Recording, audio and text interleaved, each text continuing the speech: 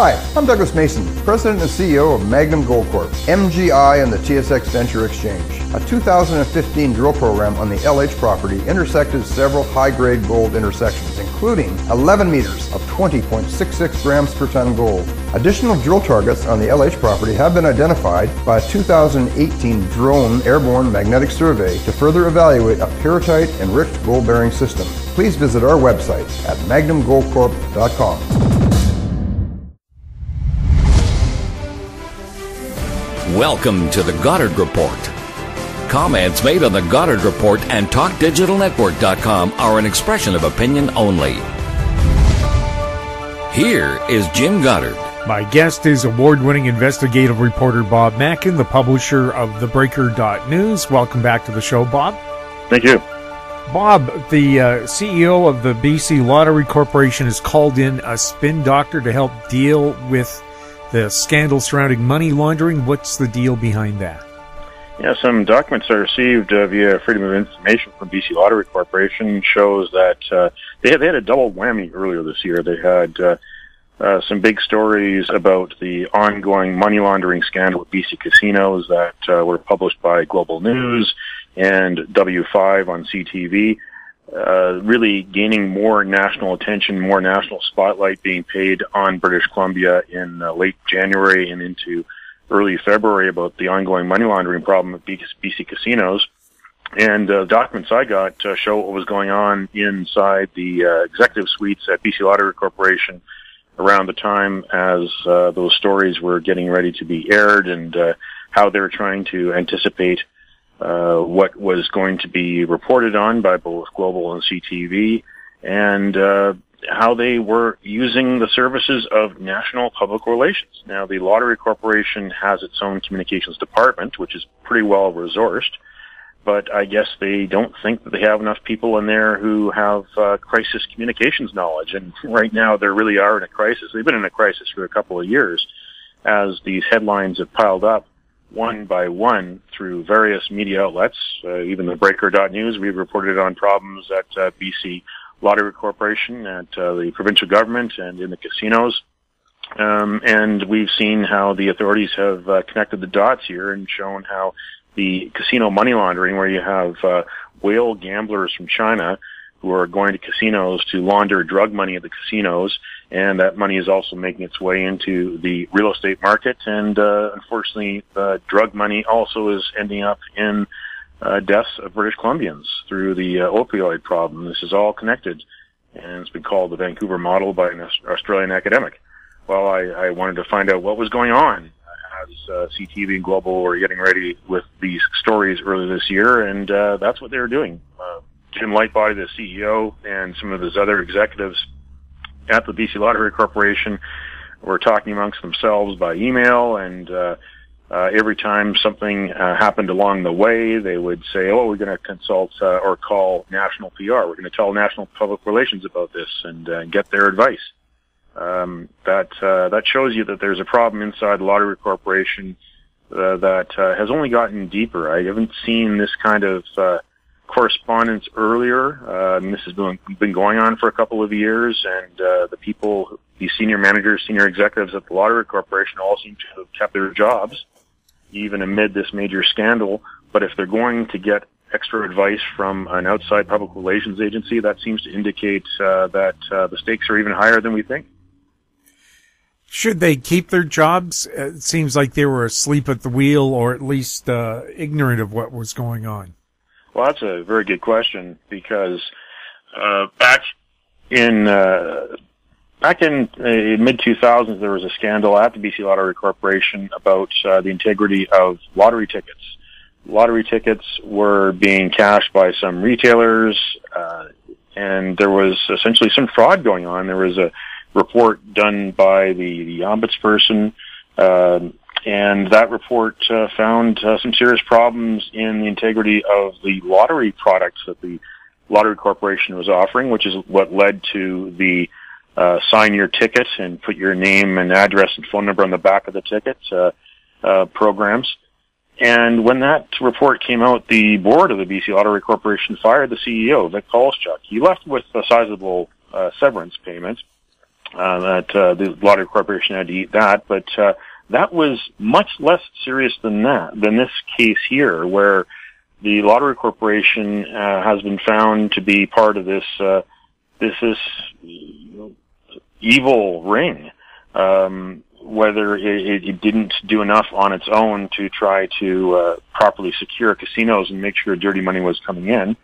The approach that the BC NDP government has taken through David Eby, the Attorney General, is that the previous government is gone, the BC Liberals are gone, and they've got Peter German doing his reports, and they're looking for ways to improve their controls and make sure that they are being compliant with the law, and also detecting those who are the money launderers. And there is some evidence that shows that BCLC did hear chatter in Richmond of some underground casinos and some money laundering operations at some underground banks, and told the authorities that.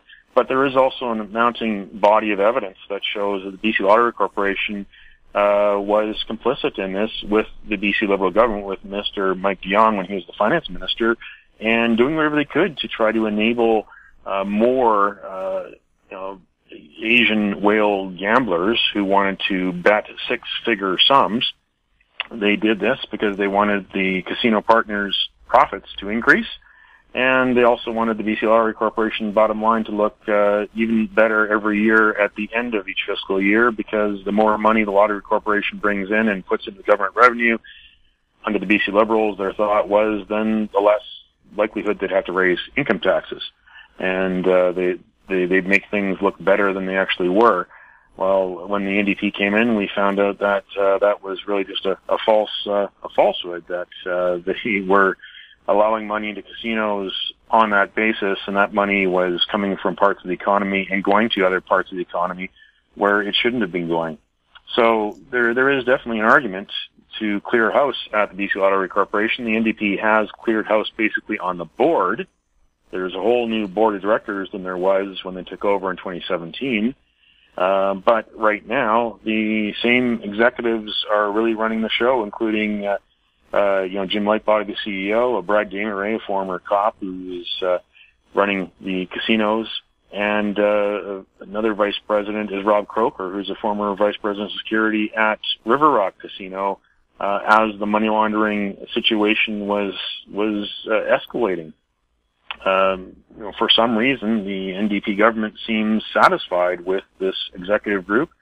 I think there might be good reasons for the board and for the BC NDP government to reevaluate who these people are, and if they really are protecting the public and protecting the integrity of the gambling facilities that they're in charge of. We'll have more with Bob Mackin right after this. MGX Minerals is revolutionizing the new energy economy with patented lithium extraction technology, replacing traditional solar evaporation using low-cost, low-energy nanofiltration. The first system of this paradigm shift technology is currently being commissioned. MGX Minerals trades on the CSE, symbol XMG, the OTCQB, symbol MGXMF, and Frankfurt, symbol 1MG. For more information, visit our website, mgxminerals.com. I'm Kelly Jennings, CEO of Powerband Solutions. Powerband is a cloud-based provider of auction, inventory, and finance solutions that make buying, selling, and financing vehicles more efficient. Powerband Solutions trades on the TSX Venture Exchange symbol PBX and on the OTCQB symbol PWWPF and on Frankfurt symbol 1ZV. For more information, please visit us at powerbandsolutions.com. Welcome back. We're speaking with Bob Mackin. Bob, the Breaker has exposed an MLA's partisan ads. Can you tell us what that's all about? Yes, Ellis Ross is a rookie BC Liberal MLA in the riding of Skeena. It's a swing riding. The Liberals won that after an NDP member there retired in the 2017 election. And I noticed through some sources that people were talking about Ellis Ross and what he was doing, spending money in newspapers up north in Kitimat, in Terrace, two of the cities that are in his riding, and started looking at those newspaper columns, which are really ads paid by his constituency office using taxpayer dollars to give himself his own little column in those newspapers.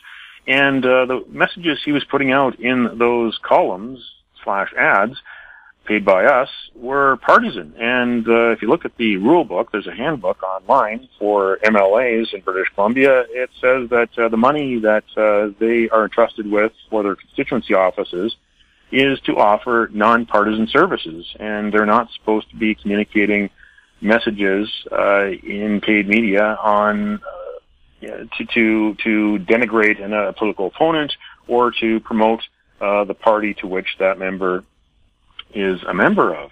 So I started looking at that and analyzing them, and started looking at also the disclosures, the quarterly disclosures of receipts from MLAs that the legislature does publish online, and found that he was outspending everyone else. He spent more than $20,000 on communications and advertising for the first 6 months of this fiscal year. So that's through the end of September 2018. We're waiting for the quarter after that to be disclosed. But for now, halfway through the 2018-2019 fiscal year, Ellis Ross led in dubious categories, spending the most on spin, basically. I called him on that. Unfortunately, he didn't respond. He didn't respond to my phone calls or emails. I did a follow-up on that because I noticed that on March 21st in the Terrace Standard, he wrote a column. My offices are here to serve, to try to tell the public that his offices are really nonpartisan environments, and they're there to help the public navigate through government services and help attach them to whatever services they need on their behalf and answer any complaints with government, which is all fine and tickety-boo. That's what he should have done at the start. But funny enough, at the start of this column, he writes, "There is no handy guidebook available for newly minted MLAs once they cross the finish line on election night." He got that wrong. He got the first line of his column wrong, because there actually are a couple of handy guidebooks. One of them is called New MLA Educational Resource Guide, and another one is called Members Guide to Policy and Resources, and that one is online. You can even go look at it on the ledge.bc.ca website. And there's a section there called Managing Your Constituency Office, and talks about using constituency office allowances, and it says that members may use constituency office allowance for communications with constituents in newsletters, flyers, print, online, radio, or TV ads, but the content of those ads and messages is restricted to outlining constituency office activities and the role played by the member in the legislative process. Members may not print or mail at the expense of the Legislative Assembly, which is us essentially, any material seeking financial support or containing any identification or information of a partisan political nature. Mr. Ross spent a lot of money on those newspaper columns. He spent money on TV ads, spent money on billboards, and more often than not, he was putting out partisan messages. He wasn't doing messages to connect his constituents with government services they pay for or need, but he was doing whatever he could to promote the Liberals as well as to criticize the NDP and sometimes even the Greens on a variety of measures. Bob, should he have to pay back that money? He definitely should. Any politician that breaks these rules, that should be their penalty. They should be sent an invoice to repay the public treasury. As simple as that. Unfortunately, the Legislative Assembly right now, which is going through a scandal, the staff there take kind of a lax approach to this, that they're there for guidance to answer any questions, but they're not there to enforce the rules. So this is almost on an honor system for the MLAs. All it requires, though, is members of the public to start speaking about it, or people like me, a reporter, to write about it, and to get that in the public realm. Again, Mr. Ross did not respond to my questions ahead of my story. I'm still open. If he wants to call me, I'd love to hear from him and ask him some more questions and hear more of what he might have to say about his office spending. It's also interesting, though, that he doesn't really have a leader who is setting a good example for him. I've written a couple of stories recently about Andrew Wilkinson. He charged taxpayers for the same period, 6 months of this fiscal year, $44,000 for the cost of a digital advertising agency for his constituency office. That's something that John Horgan doesn't have and something that Andrew Weaver doesn't have. But Andrew Wilkinson, for some reason, thinks he needs a digital advertising agency to help his office. And, of course, back in 2017, he blew $59,000 on advertising and communications, and most of those were ads on CKNW and CFMI before the provincial election, and those ads were not restricted to his constituents because of those radio stations and their reach. They were heard by people far beyond his Vancouver-Quiltina constituency. That would be a good penalty to have the politicians like this repay the advertising money that they waste when it is ruled partisan. That would be a fitting way to punish them and to set an example, especially nowadays, because they can't just go to a corporate donor and say, "Can you write me a check and you can get a little bit of a tax break for it?" They can't do that anymore because the election financing was changed and corporations and unions can't donate.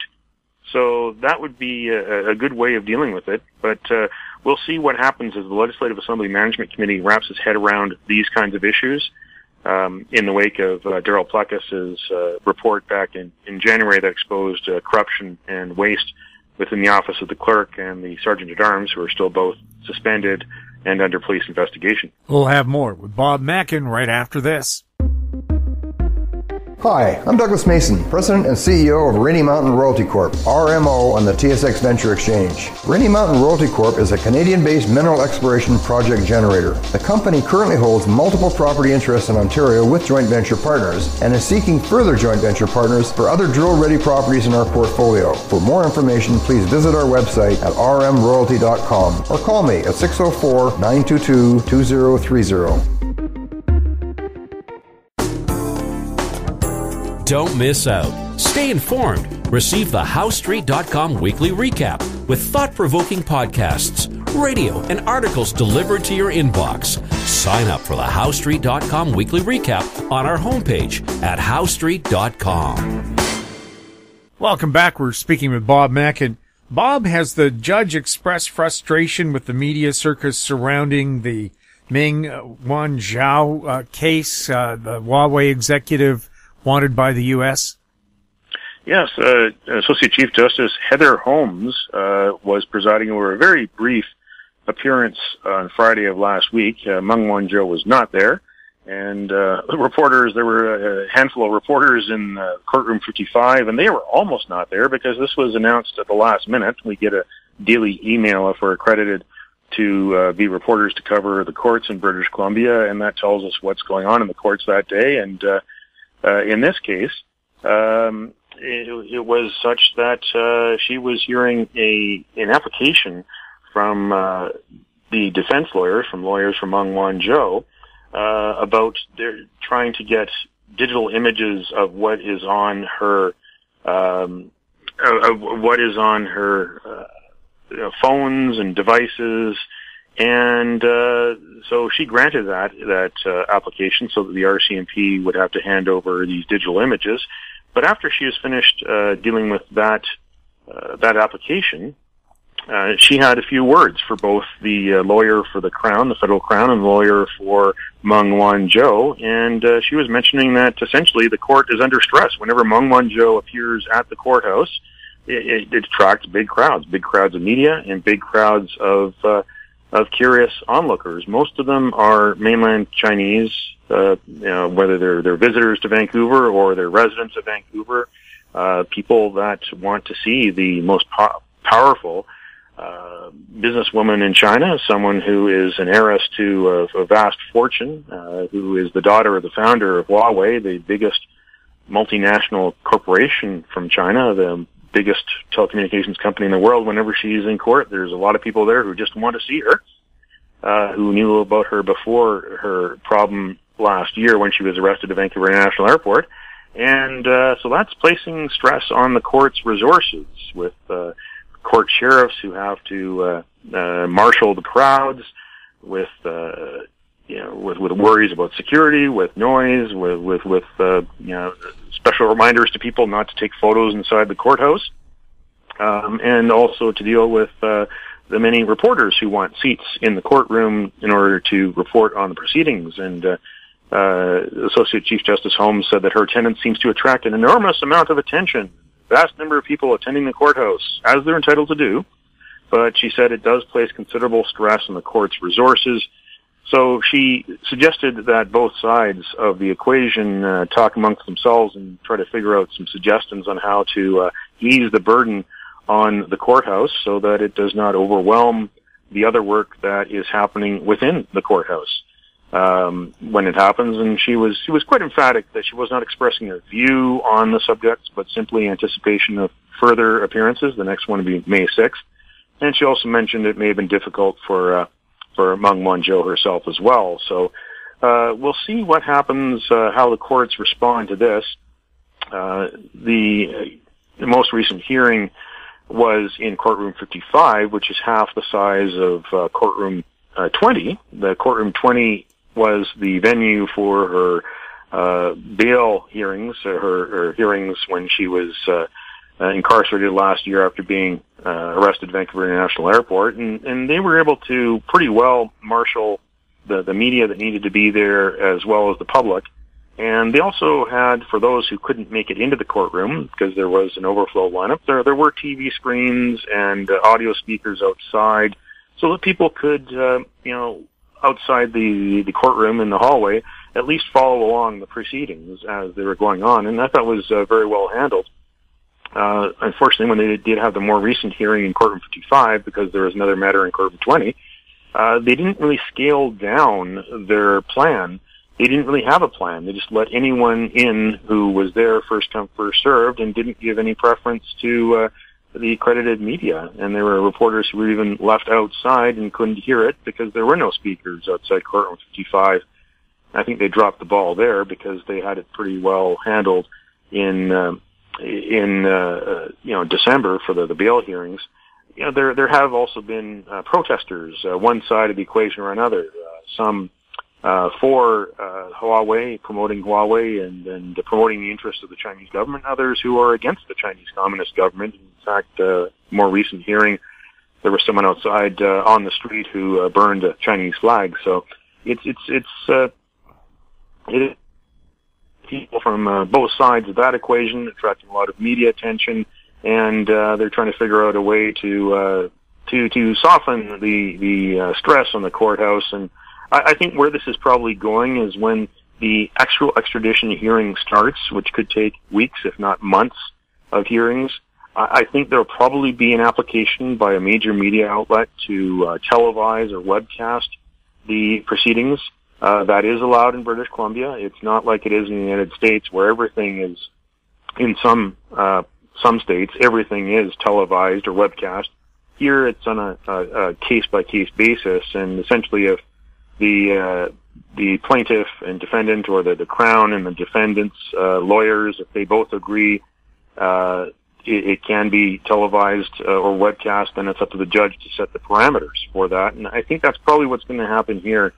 We saw most recently the NDP government's challenge of the Trans Mountain Pipeline in the BC Court of Appeal. That was webcast. And so I think we're probably going to see that, because if it is webcast, that means that those who are interested in the proceedings don't all have to go downtown to the courthouse and wait for a seat to get in. They can just watch anywhere in the world, perhaps, on their laptop or even on their phone, their iPhone or their Huawei phone. Funny enough, when Meng Wanzhou was arrested, she was carrying both a Huawei phone and an iPhone, but she also had an iPad and a MacBook Air. That was in the court documents as well. Bob, thank you so much for chatting with us. Thank you. My guest has been award-winning investigative reporter Bob Mackin, publisher of thebreaker.news. If you have any questions for Bob, or you'd like to get a hold of him because he's been talking about you, you can send your request to info@howstreet.com. I'm Jim Goddard. Thanks for listening. Comments made on the Goddard Report and TalkDigitalNetwork.com are an expression of opinion only. The Goddard Report is available online and mobile at TalkDigitalNetwork.com. The Goddard Report is a production of Howe Street Media Incorporated.